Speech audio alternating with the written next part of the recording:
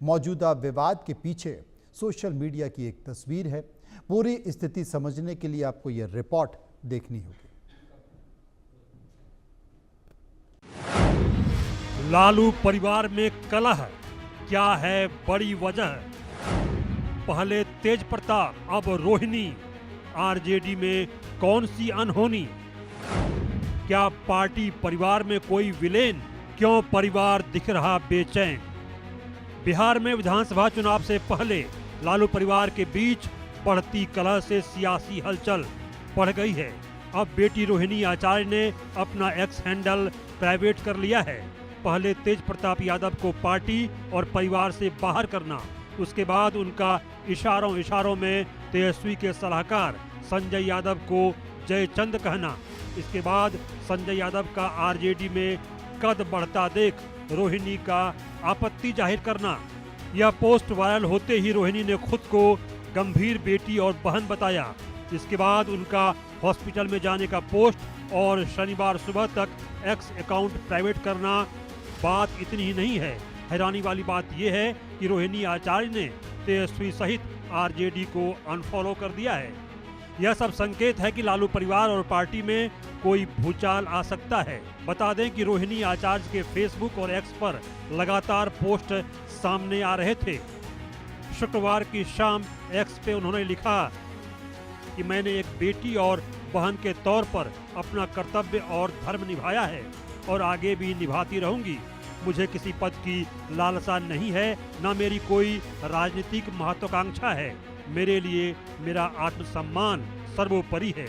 इससे पहले उन्होंने तेजस्वी के राजनीतिक सलाहकार संजय यादव को लेकर एक पोस्ट की थी, जिससे कयास लगाए जा रहे थे कि तेज प्रताप के बाद अब रोहिणी भी संजय यादव के विरोध में उतर आई हैं। माना जा रहा है कि रोहिणी के इस कदम के पीछे दो मुख्य वजहें हो सकती हैं।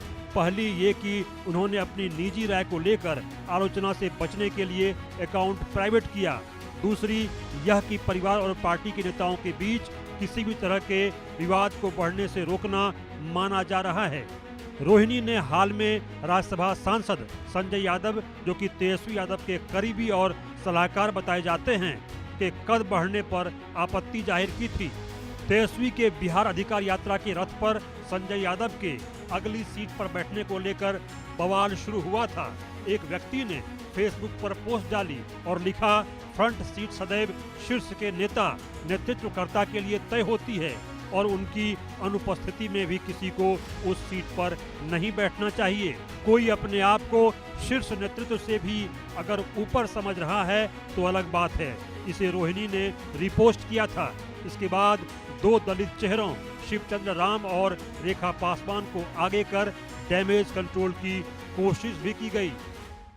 रोहिणी आचार्य ने शुक्रवार की रात दो पोस्ट किए थे। एक पोस्ट में उन्होंने पिता को किडनी डोनेट किए जाने का जिक्र किया। फोटो शेयर करते हुए लिखा था कि जो जान हथेली पर रखते हुए बड़ी से बड़ी कुर्बानी देने का जज्बा रखते हैं, बेखौफ सेवा की खुददारी तो उनके लहू में बहती है। तेजस्वी यादव के राजनीतिक सलाहकार संजय यादव को लेकर तेज प्रताप पहले से ही अप्रत्यक्ष विरोध जताते रहे हैं। उन्होंने कई बार बिना नाम लिए संजय यादव को जयचंद कहा है। उनके बाद रोहिणी ने भी फ्रंट सीट पर बैठने को लेकर आपत्ति जाहिर कर दी।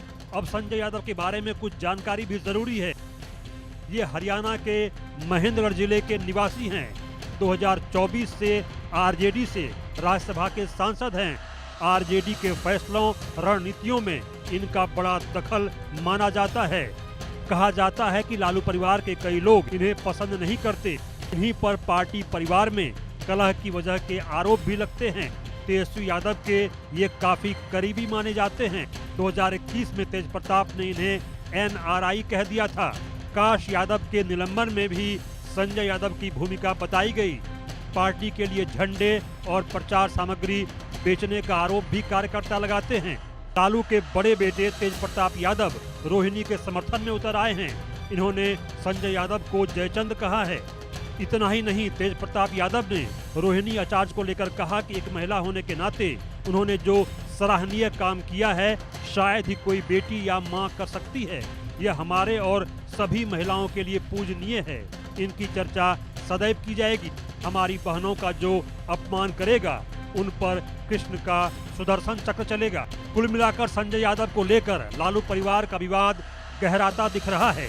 मीडिया में यह भी कहा जा रहा है कि जब रोहिणी आचार्य के पोस्ट का मामला तेजस्वी यादव तक पहुंचा तो वे बेहद नाराज हो गए। कहा जाता है कि तेजस्वी ने समस्तीपुर से ही अपने पिता लालू को फोन कर शिकायत की और यहां तक कह दिया कि अगर घर में यह सब चलता रहा तो वे दिल्ली चले जाएंगे। चर्चा है कि तेजस्वी की नाराजगी के बाद लालू यादव ने सीधे रोहिणी को फोन कर डांटा और कहा कि चुनावी समय में ऐसे विवाद वाले कदम नहीं उठाने चाहिए। ताकि फटकार सुनकर रोहिणी तुरंत भावुक हो गई और रो पड़ी।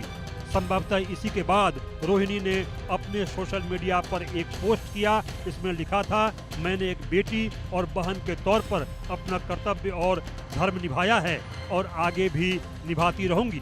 इन विवादों के बीच नाराज रोहिणी आचार्य सिंगापुर लौट चुकी हैं, लेकिन आने वाले समय में आरजेडी और लालू के परिवार में क्या होगा? कलह को शांत किया जाएगा या यह और बढ़ेगा? यह तो आने वाला समय ही बताएगा। Bureau report, India news. इसी पर हम जनता के बीच गए, वहां पर जाकर हमने कुछ सवाल पूछे हैं लोगों से, लोगों ने उसके जवाब दिए हैं। जो